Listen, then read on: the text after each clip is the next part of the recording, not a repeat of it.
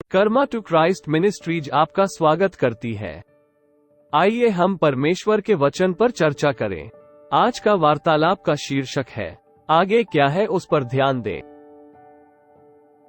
आज के बाइबल छंद है फिलिप्पियों अध्याय 3 पद 13 और 14।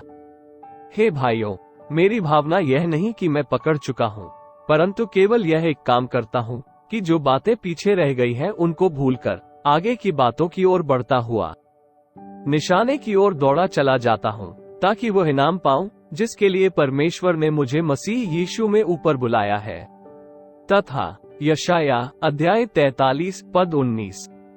देखो, मैं एक नई बात करता हूँ, वो अभी प्रकट होगी, क्या तुम उससे अनजान रहोगे? मैं जंगल में एक मार्ग बनाऊंगा और निर्जल देश में नदियां बहाऊंगा। केवल पीछे देखने वाले दर्पण को देखकर कोई कार नहीं चला सकता। व्यक्ति को अपना ध्यान आगे की राह पर रखना होगा।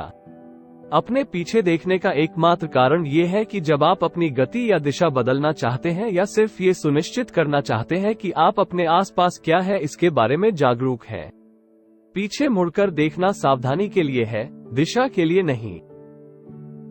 हम में से अधिकांश लोग अपनी पिछली गलतियों, जीतों और दूसरों ने हमारे बारे में क्या अच्छा या बुरा कहा है, इस पर ध्यान केंद्रित करते रहते हैं।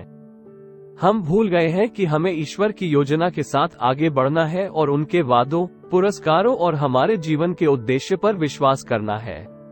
हमें केवल एहतियात के लिए पीछे मुड़कर देखने की जरूरत है ताकि हम वही गलतियां न करें, लेकिन दिशा निर्देश के लिए नहीं, क्योंकि जैसे जैसे हम मसीह के साथ आगे बढ़ते हैं, परमेश्वर चीजें अलग तरीके से कर सकते हैं।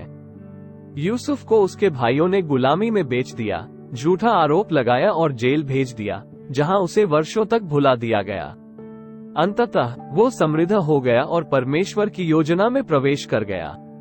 दाऊद को बस गोलीत को हराना था और वो तुरंत अपने गौरव के दिनों में प्रवेश कर गया।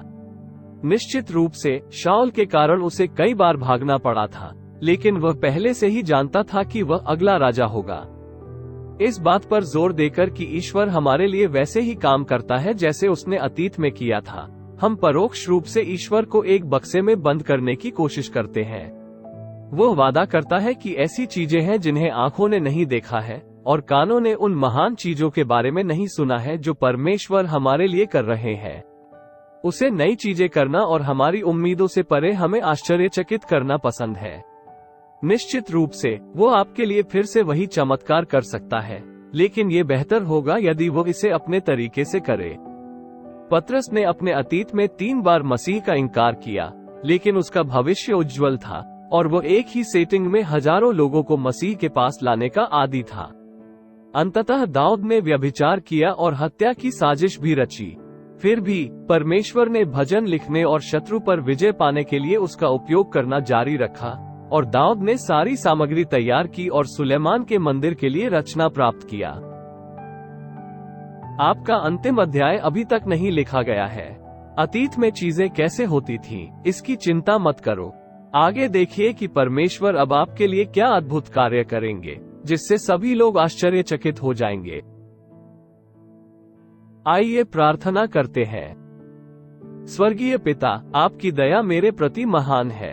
हे प्रभु, तू दिन में अपनी करुणा की आज्ञा देता है। तेरी करुणा जीवन से भी उत्तम है।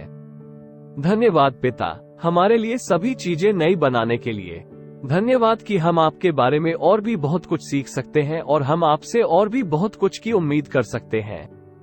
परिवर्तन के डर के कारण हमेशा चीजों को पहले की तरह ही करने की कोशिश करने के लिए हमें क्षमा करें। हमें केवल अपनी पिछली जीतों पर निर्भर रहने के लिए क्षमा करें, जबकि आपने हमारे लिए बहुत कुछ तैयार किया है। आज हमें एक नई चीज, अधिक महान चीजों और अद्भुत चीजों की उम्मीद करने की इच्छा दे जो आपके नाम को गौरवान्वित करेगी। हम घोषणा करते हैं कि हम भविष्य के प्रति अपने दृष्टिकोण और आपसे अपनी अपेक्षाओं में आज नवीनीकृत होंगे। हम यीशु के शक्तिशाली नाम में मांगते हैं, आमीन।